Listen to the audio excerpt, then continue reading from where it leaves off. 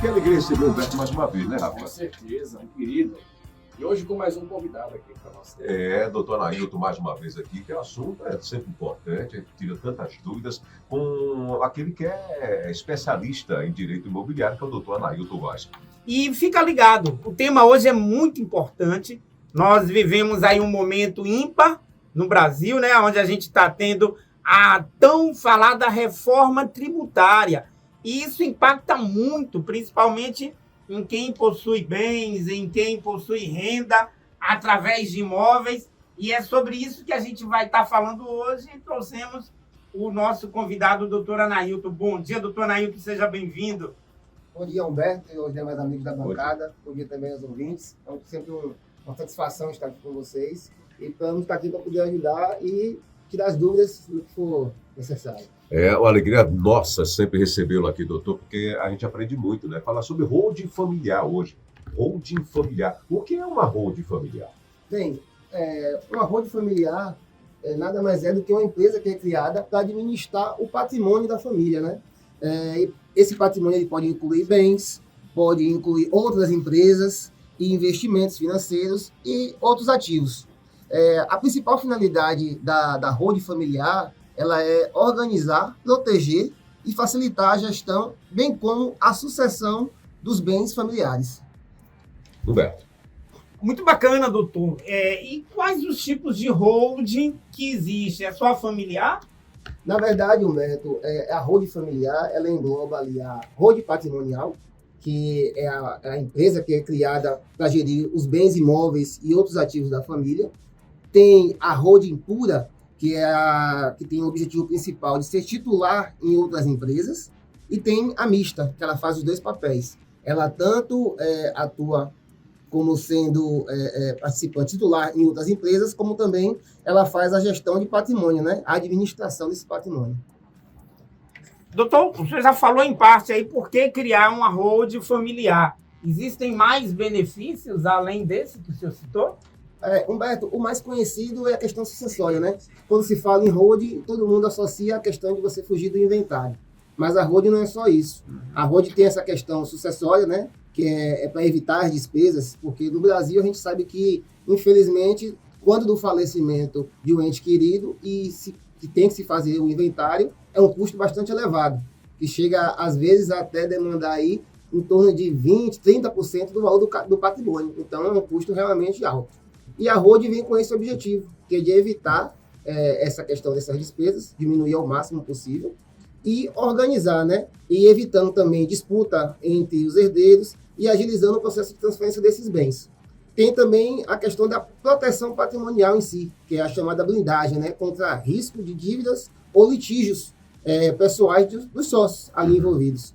Tem também a questão, como já falei, da redução dos tributos, porque imagine que, a depender do patrimônio, na Bahia, por exemplo, você chega a pagar só de imposto, um imposto só, que é o ITCMD, 8%. Então, realmente é uma carga tributária bastante elevada. E tem também outros benefícios, né? A questão também do imposto de renda, a depender de como é estruturada essa holding, e tem a principal situação, que é a gestão organizada da empresa, né? Ela centraliza a administração dos bens da família. Muito bacana, eu ia perguntar, inclusive, sobre essa questão de impostos, o senhor já respondeu. Mas os bens, doutor, podem ser transferidos para a holding? Bem, Humberto, todos os ativos, na verdade, da família, né, sejam eles imóveis, sejam aplicações financeiras, sejam participações societárias, que que os entes da família, no caso, normalmente são os patriarcas e matriarcas, né, que possuem um patrimônio vasto e, na hora de passar para os seus herdeiros, tem dificuldade se não tiver uma organização, um planejamento sucessório, na verdade. Uhum. Doutor, eu observo muito que a maior preocupação na hora de transferir um bem para a holding é o pagamento do ITBI, né? Que alguns locais chamam ITIV, que é o imposto mais alto no momento da transferência. Como que funciona o pagamento do ITBI dos bens que são transferidos para a holding? Bem, Humberto, normalmente, o que a gente faz? A depender do tipo de operação que vai ser feita, no caso do tipo de holding que vai ser estabelecida, em alguns municípios, por exemplo, a exemplo de Feira de Santana, a depender do objeto social daquela holding, ela tem isenção. nesse imposto. Ou seja, é feita a integralização daquele bem ao capital social da empresa. Bacana, importantíssimo isso aí. Então, além de blindar o capital, de blindar o patrimônio, permite que essa transferência não tenha custo. Outra coisa, doutor, a holding ela pode evitar que haja um inventário. O senhor falou aí que em alguns casos o inventário chega a uma despesa de até 30% do valor do patrimônio. A holding pode evitar isso aí? Sim, em muitos casos, quase que sua grande maioria, sim.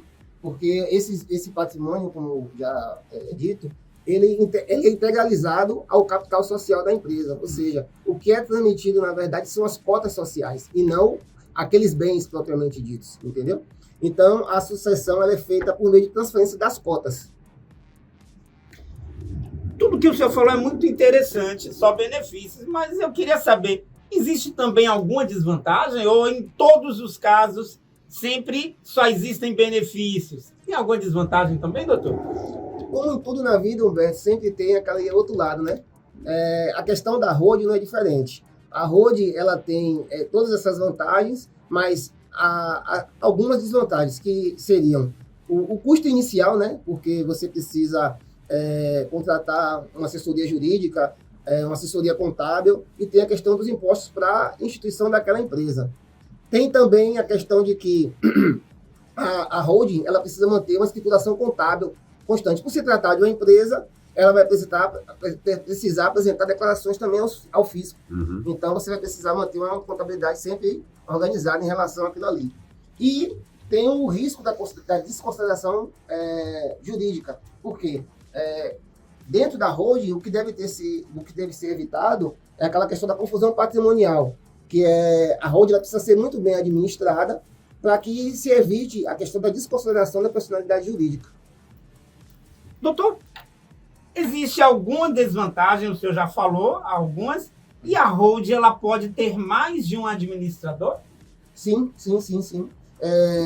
Inclusive, podem ter administradores que não sejam sócios, podem ser terceiros, certo? Isso tudo vai ser estabelecido dentro do contrato social dessa empresa. Qual a diferença entre uma holding familiar, patrimonial, e uma empresa comum? Bem, a empresa comum ela é criada normalmente para realizar atividades econômicas, né? Seja ela de comprar, vender produtos, e prestar serviços. Já a holding ela tem como principal objetivo a administração do patrimônio, certo? Ou a participação societária em outras empresas. Doutor, e em relação à doação de cotas da holding? A gente falou, né? O tema é até holding familiar. Mas só pessoas da família podem participar da holding? Quando diz respeito a uma empresa, existe a possibilidade que alguém que não faz parte da família também faça parte daquela holding, do quadro societário? Sim, há essa possibilidade, sim. E, normalmente, o que acontece dentro das doações, dentro das cotas, na verdade, né, é que tem que ser observado algumas cláusulas específicas, para que haja até a proteção patrimonial e a continuidade, né, a perenidade daquele patrimônio dentro da família. Que seria o quê? Você instituir cláusulas de inaliabilidade, que é o quê? Que impede que essas cotas sejam vendidas a terceiros, certo? A impenhorabilidade, que é para que possa ser protegido eventuais dívidas futuras daquele que acabou de adquirir aquela cota. A incomunicabilidade, certo? Que assegura que aquelas cotas ela não integrem eventual partilha num divórcio de um daqueles participantes, daqueles sócios. E tem também a causa de regresso, porque em caso de falecimento daquela pessoa que recebeu aquela doação ou que fez parte, essa cota, no caso, ela vai voltar para quem a doou. Tem um imposto que é muito comum, que é o ITCMD, que hoje está em 8%, e com a reforma tributária existe a previsão aí, o desejo, né, de se tributar em até 27%. Como que fica o ITCMD na holding familiar, doutor? Bem, o ITCMD, na verdade, ele vai, como eu falei, vai incidir sobre as cotas e não sobre o valor do patrimônio, sobre aquele bem especificamente. Então, assim, a depender da legislação estadual, ela vai fazer essa aplicabilidade sobre essas cotas. Uma questão interessante em relação a essa questão fiscal, para se observar em relação às holdings, por exemplo, normalmente você tem um imóvel alugado e esse imóvel alugado, ele vai lhe dar um rendimento, mas você tem que pagar também um imposto de renda sobre aquele rendimento. E isso, quando é pessoa física, pode chegar a 27,5%. Sendo feito esse recebimento através de uma ROD, por exemplo, a depender do enquadramento, né, que é feito, pode diminuir bastante, cai para 11% mais ou menos, entendeu? Quer dizer, menos da metade do valor de tributação, da alíquota, né? Informação importantíssima, né? A semana passada a gente falou aqui sobre um tema que é muito importante também, né? Que é imóveis como renda passiva. Então, por ser uma fonte de renda, a tributação sobre essa fonte de renda é muito importante. Então, a hold, você que tem seus imóveis e coloca em uma hold, você vai estar deixando de pagar aí na pessoa física 27,5% e passa a pagar em torno de 11% a 12%, que é uma vantagem muito grande. Por isso, a importância de você ter essa preocupação e esse cuidado. Doutor, quais as cláusulas que são imprescindíveis e mais importantes na hora de fazer um contrato social de uma hold? Tem que ser observado, Humberto, a questão da proteção patrimonial, né? Que, como já disse, é a questão da inalienabilidade e da impenhorabilidade daqueles bens, que é a questão da blindagem daqueles bens em detrimento a terceiros. Tem também a questão de sucessão, que tem que estipular uma cláusula que regule a transferência dessas cotas no caso de falecimento de um desses sócios. E tem também a questão do quórum para deliberações, para que não, apesar de existir um administrador, mas precisa haver um quórum mínimo para que sejam tomadas decisões importantes que vão afetar o andamento daquela holding. Doutor, em todos os casos, todas as famílias que lhe procuram, empresas, o modelo de holding sempre vai ser um modelo padrão ou o modelo ele é adequado ao patrimônio, ao tipo de bens, aquilo que a pessoa deseja colocar ali dentro da holding? Isso vai influenciar no tipo de holding que vai ser aberto? Vai sim, Humberto. Precisa se fazer uma análise, né, bem detalhada em relação ao objetivo que aquela pessoa tem na formação dessa empresa, como também se é só para fazer a gestão daquele patrimônio, se é para ver essa questão sucessória. A gente tenta abranger o máximo possível de situações. Contudo, cada caso, como já se diz, é um caso, né? Uhum. Então, precisa ser analisado com muita calma e parcimônia. Eu até diante da pergunta do Beto, uma dúvida. Qualquer pessoa, qualquer empresa pode fazer uma holding? A partir de quando? De que patrimônio? Como é que funciona essa questão de criar, abrir, fazer uma holding? Né? Não existe um valor mínimo. A ideia é que, para que se haja uma viabilidade, aí você tem que realmente ter um valor mínimo de patrimônio. Porque você não vai criar uma empresa que vai lhe dar um custo sem você ter patrimônio a ser integralizado àquela empresa. Então, a ideia de que se fazer a holding é quando você tem vários ativos, certo? E quer reduzir a sua carga tributária e que já quer deixar organizada aquela questão da sucessão. Doutor, é necessário registrar holding em algum lugar para que ela venha ter a validade jurídica necessária? Sim, a holding nada mais é do que uma empresa. Ela tem CNPJ e, para isso, ela precisa ser registrada junto à junta comercial daquele estado competente, né, onde ela foi criada. Bacana. Tá aí um tema muito interessante. Eu quero mais uma vez agradecer a presença do Dr. Anailton Góes, trazendo aí informações importantíssimas, enriquecendo bastante o nosso quadro. Doutor, deixar aí agora o espaço para o senhor fazer a sua apresentação e as suas considerações finais.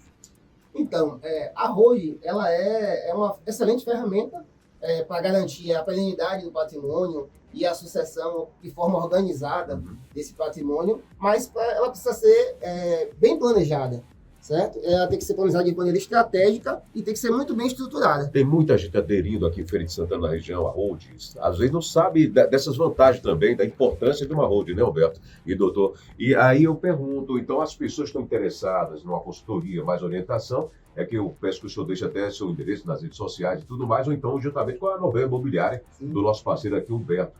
Às vezes muita gente tem essa vantagem bem perto e não sabe como proceder. Por isso a importância desse diálogo aqui, dessas informações trazidas hoje pelo Humberto aqui da Nobel Imobiliária, juntamente com o senhor que é especialista também em imóveis, inclusive direito imobiliário. Certo. Eu vou deixar os meus contatos, né, para das minhas redes sociais, que é o @GF Assessoria Jurídica, e tem também o WhatsApp, que é o 75992055150. Repete, por favor, doutor. É o Instagram, né? O @GF, assessoria jurídica, e o WhatsApp é o 759-9205-5150. E Humberto? A Nobel Imobiliária, ela fica ali na Avenida Governador João Durval Carneiro, número 2979. E você pode nos encontrar aí nas redes sociais. O nosso canal no Instagram é @NobelImóveis e o meu pessoal é @Humberto Mascarenhas. Lá nesses canais você vai encontrar nosso WhatsApp, vai poder tirar dúvidas, ter mais informações, se comunicar conosco e, com certeza, o nosso objetivo principal é ajudar você. A finalidade maior desse quadro é levar você conhecimento, educá-lo, para que você possa, assim, investir com segurança e ter a tranquilidade de fazer sempre o melhor negócio. Eu quero agradecer mais uma vez a sua audiência. É um prazer estar aqui comunicando. Deixar para você um forte abraço e até a próxima. Obrigado, Humberto. Obrigado, doutor. Rafael, a gente finaliza aqui mais um quadro e na próxima terça-feira tem mais novidades para você. Cada papo importante, extraordinário. Não, só voltando aqui rapidinho, que eu perguntei ao doutor aqui e também ao Humberto. Já muita gente aderindo a Holds aqui no Feira de Santana? Sim, sim. Feira de Santana tem um público bem vasto em relação a isso. Tem várias pessoas, tem famílias tradicionais de Feira de Santana que tem um patrimônio elevado e que encontrou na Road o caminho adequado para fazer a gestão dessa sucessão. Que legal. Pois não. Bacana, até a próxima. Até a próxima. Finalizando mais um Móveis em Pauta.